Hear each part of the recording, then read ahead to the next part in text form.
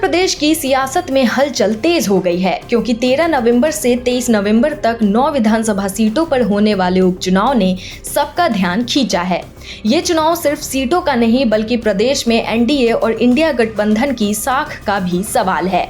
योगी आदित्यनाथ की भाजपा और अखिलेश यादव की समाजवादी पार्टी के बीच सीधी टक्कर है। खासकर मीरापुर सीट पर तो मुकाबला और भी दिलचस्प हो गया है, जहां 4 मुस्लिम और 1 हिंदू प्रत्याशी के बीच जंग ने चुनावी माहौल को गर्मा दिया है। मीरापुर सीट मुस्लिम बहुल है और यहां कुल 5 प्रत्याशी चुनाव लड़ रहे हैं।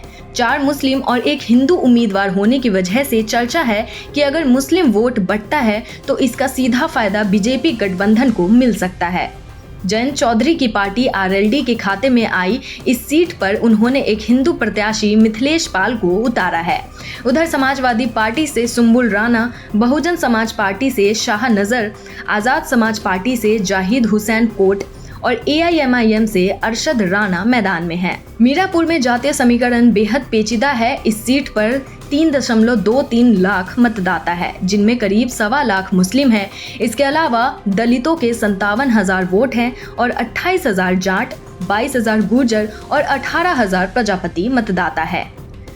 प्रतिशत के लिहाज से यहाँ 38% ओबीसी, 37% मुस्लिम, 20% दलित और 5% स्वर्ण जातियों का वोट है। समाजवादी पार्टी जहां अपने पीडीए फॉर्मूले के तहत 95% वोट अपने पक्ष में करने का दावा कर रही है, वहीं एनडीए हिंदुत्व और ओबीसी को जोड़कर मीरापुर पर कब्जे की कोशिश में है। पिछले चुनावों का रिकॉर्ड देखें तो मीरापुर में आरएलडी और भाजपा का ही दबदबा रहा है। 2007 में कादिर राणा, 2009 में मिथिलेश पाल, 2012 में मौलाना जमीन, 2017 में अवतार सिंह भटाना और 2022 में चंदन सिंह चौहान ने यहां जीत दर्ज की थी। मुस्लिम बहुल इस क्षेत्र में समाजवादी पार्टी का असर ना के बराबर है, लेकिन इस बार गठबंधन की वजह से समीकरण बदलते दिख रहे हैं। सभी पार्टियां अपने अपने पक्ष में वोट साधने की पूरी कोशिश में हैं। मुस्लिम मतदाताओं को साधने के लिए समाजवादी पार्टी ने सुंबुल राणा को मैदान में उतारा है।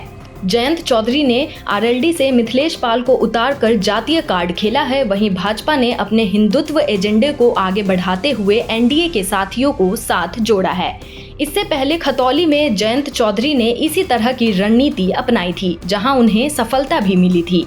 2013 के मुजफ्फरनगर दंगों के बाद से यहां देखा गया है कि मुस्लिम समुदाय अंत में एकजुट होकर एक ही पक्ष में वोट करता है और इस बार सबकी निगाहें इसी बात पर टिकी है। अगर मीरापुर में मुस्लिम मतदाता एकजुट होकर सुंबुल राणा के पक्ष में जाते हैं तो समाजवादी पार्टी की जीत की संभावनाएं बढ़ सकती है, लेकिन अगर मुस्लिम वोट बैंक विभाजित होता है तो इसका फायदा सीधा भाजपा को मिलेगा। उत्तर प्रदेश की राजनीति के इस बड़े दंगल में अगले 10 दिन अहम होंगे। एनडीए और इंडिया के इस सियासी संग्राम में हर पार्टी पूरी ताकत लगा रही है। ये उपचुनाव आगामी लोकसभा चुनाव के लिए भी रास्ता तय करेंगे। क्या हिंदुत्व और ओबीसी की रणनीति कामयाब होगी या फिर समाजवादी पार्टी का पीडीए फॉर्मूला रंग लाएगा, यह देखना दिलचस्प होगा। अंत में 13 से 23 नवंबर के बीच उत्तर प्रदेश में 9 विधानसभा सीटों पर होने वाले उपचुनाव प्रदेश के राजनीतिक समीकरणों में अहम बदलाव ला सकते हैं। मीरापुर जैसे संवेदनशील और जातीय रूप से विविध क्षेत्र में यह उपचुनाव भविष्य की सियासत का नक्शा खींच सकते हैं।